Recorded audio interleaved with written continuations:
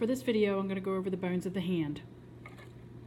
So you can see when I hold this that, on this particular model, we have the two lower arm bones, the two forearm bones. You have the radius and the ulna. The radius is on the thumb side. And in this particular case, we are looking on the palm side of the hand. So the fingers are facing me towards my body.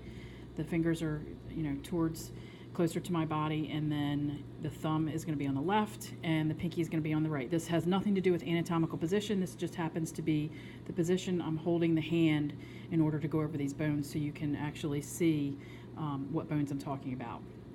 So obviously all of these collectively are called the carpals. Okay, those are all the carpals.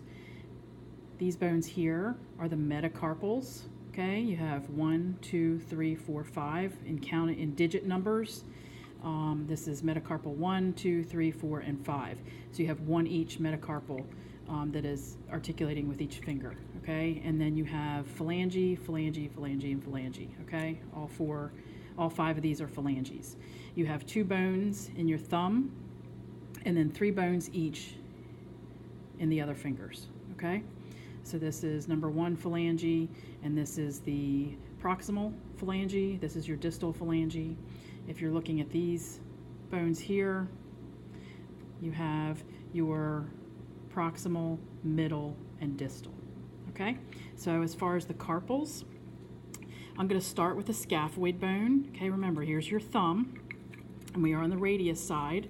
Your thumb is on the radius side, and the first bone we're going to look at is the scaphoid. Okay, so this is the scaphoid bone right below the radius. Okay, the next bone is the lunate. So we have scaphoid, lunate, and then the bone back here is the triquetrum. There is also a bone hanging off the triquetrum, and that is the pisiform. Okay, so we have scaphoid, lunate, triquetrum, and pisiform. We're flipping back to the thumb. The bones that line up closest to the metacarpals. The first one is the trapezium, and that articulates with the metacarpal adjacent to the thumb. So that was the trapezium. The next one is the trapezoid, and that articulates with the number 2 metacarpal.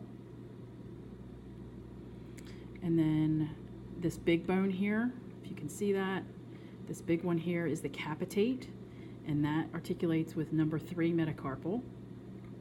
And then this bone here, if you can see, there's this handle-like thing sticking off of it. Okay?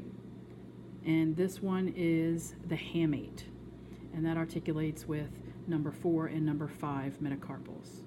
So we have scaphoid, lunate, triquetrum. The one that's hanging off the triquetrum is the pisiform.